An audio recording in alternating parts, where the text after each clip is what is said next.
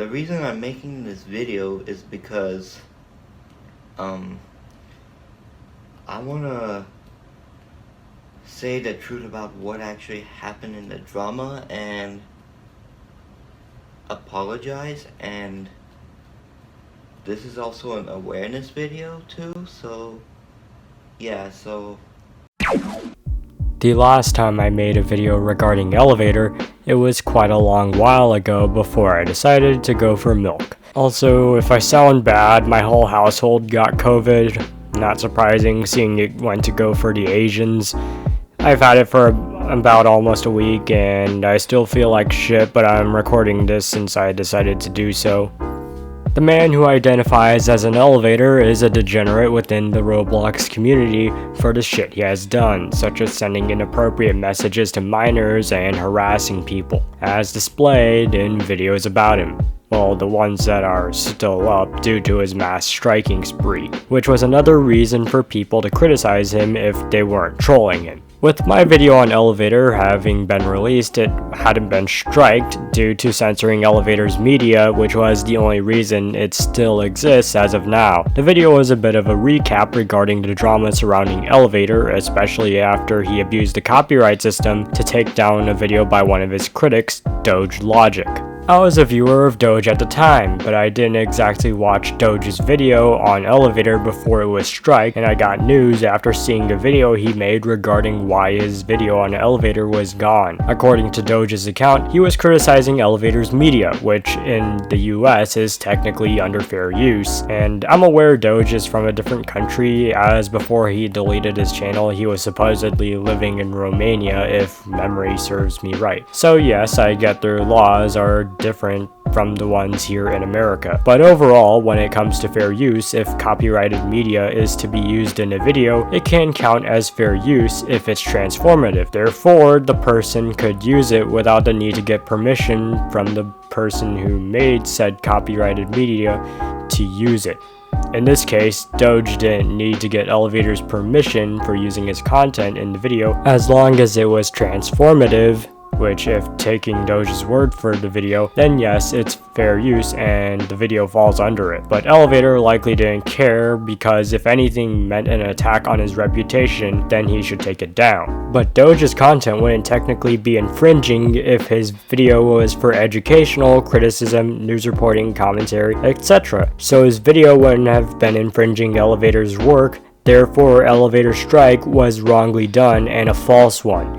Not only that, false striking is against the YouTube TOS, and it could result in Elevator's channel getting terminated for abuse of the system, as when filing a takedown on YouTube, 3 boxes are to be checked, and one of them states, "I understand abuse of the system will result in termination of my YouTube account." So Elevator was risking his channel just to silence critics and trolls, and he should have had his channel terminated, but of course, YouTube is utterly broken and brain dead, so of course they didn't do shit to him. Hiya. Oh, by the way, if you're wondering if Elevator will strike this video down for using his media, he told me he won't as it's fair use and I have his permission, but I'll have to see if he holds his word as soon as I have this up. Anyway, back to talking about what Elevator did. In response to people continuously criticizing or even trolling him by saying insulting shit about him, like poke fun at his body size, he would respond in videos that would try to paint his critics and trolls as haters, which did nothing to defuse the situation but keep attracting more critics and trolls. Despite being a danger towards minors and small commentary channels, he was also a lolcow, you gotta admit. He did have some defenders, but they were either taking it way too easy or in denial about what Elevator did despite there being evidence present in critics' videos. These people defended Elevator likely because they're naive children who don't like it when their favorite content creator gets attacked or their buddy gets attacked, so they took to Elevator's side. But of course, this didn't deter the critics and trolls, so the fire kept raging for a while. That was until Elevator decided that he couldn't hide it anymore. During the summer of this year, Elevator decided to interact with me as well as some others, one of whom is my associate, Cryptic Prosper. Elevator was and still is using his alt account on Twitter, You're Rare, as an attempt to rebrand. I haven't thought too much of it and I was going to make this video, but it wasn't exactly piquing my interest at the time, so I figured I would let it simmer for a bit, and in the conversation I had with Elevator, he was aware of him falsely striking people and was wrong, and he gave me permission to use his media for this video, as well as bugged me about it a few times, as well as bugged me about how I could take down my previous video on him if I wanted to.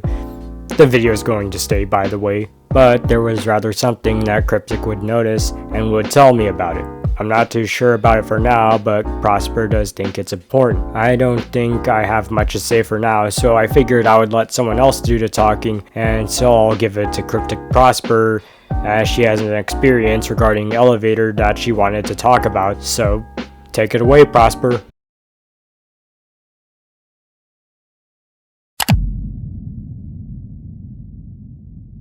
Around July 4th of this year, Elevator made a decision where he claimed he would make an apology announcement regardless of whether it was his haters or someone else he never knew of, in which I didn't partake in until he replied to me and midnight time on Twitter about it. After a minute of confronting him about the apology, he wanted our conversation to go straight into the DMs, as if it seemed like he was in a bad position at that moment. I agreed to it because I was fully unaware of what he was doing behind the scenes, such as pretending to be sorry. I also never knew about one of my good friends, Volt the Official, making the video on ElevatorRBLX, or him getting away with his actions whatsoever. In the DMs, surprisingly enough, it wasn't anything inappropriate reflected towards me. Thank God. All the guy wanted to really know is if I was going to accept him for who he is specifically. But it sounded way out of line, because I was 16 years old, technically a minor, and he was in his 20s. Very big age gap, so my only option was either asking him about it or following along to tell his other victims about the situation without him knowing. I have chosen to follow along to tell his other victims because it was easier for me to do it, and also because I did not want them to become his next victims after he's finished with me. That way I know I'm not the only one. But then, after July, he took it to the next level. The day I found out was when I logged into Twitter, or X, whatever you call it, and scrolled through his profile because I wanted to see if he was lying, because it's the internet, somebody is going to lie at some point. And my concerns were unironically correct. He has been lying and spied on multiple people to get his way. Those people he spied on were unaware of his wrongdoings.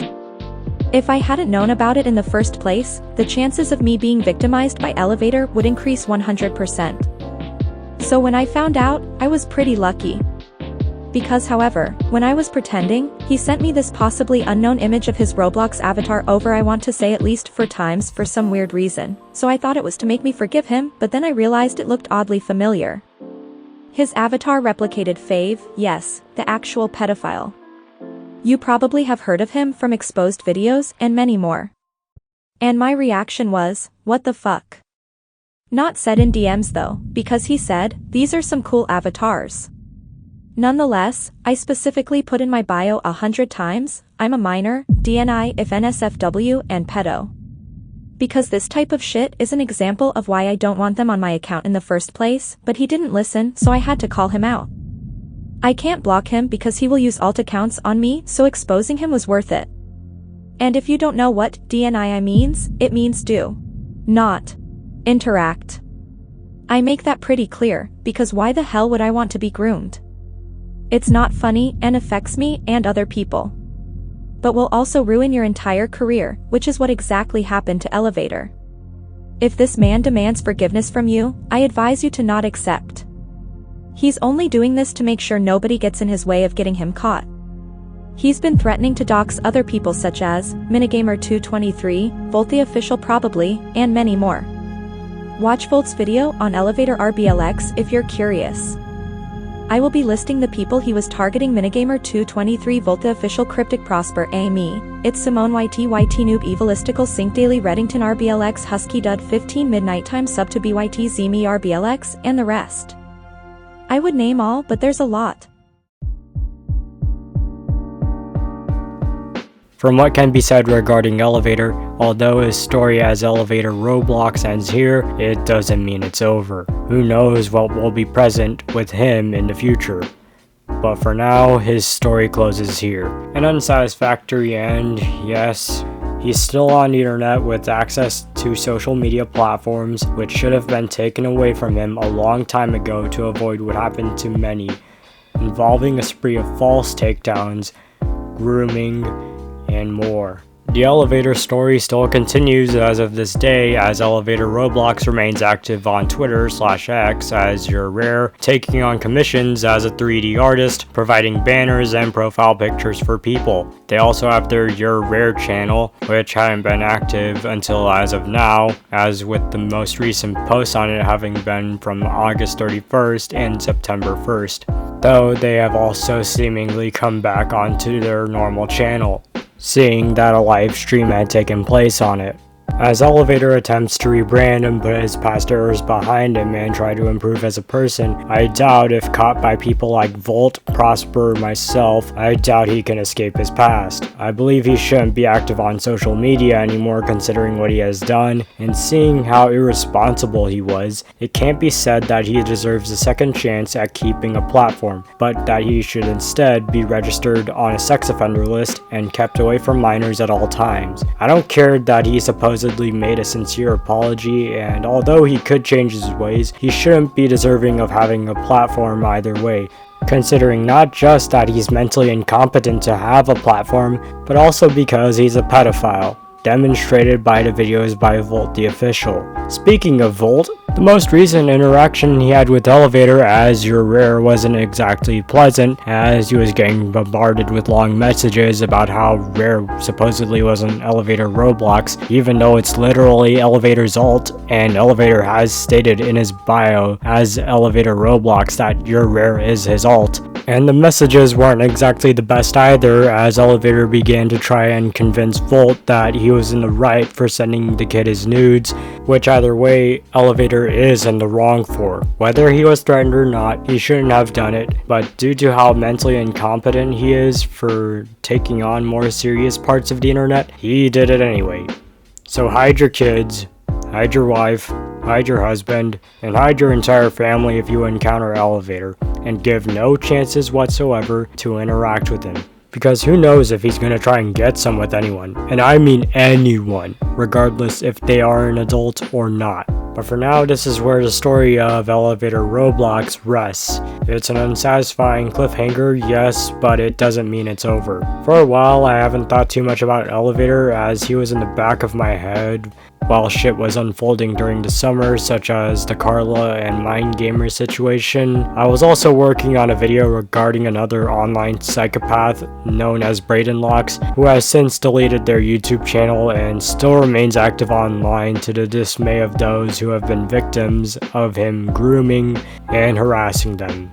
Though it hasn't come to fruition, and I decided to hand the script to Winter, as I decided I would eventually retire from the commentary community sometime, seeing it's not something I feel passionate about doing and continuing as a career. I might be putting up videos here from time to time, but it might be to demonstrate my editing. You want to reach me, my socials are in the Linktree link in the description. I also want to thank Cryptic Prosper for helping me with this video.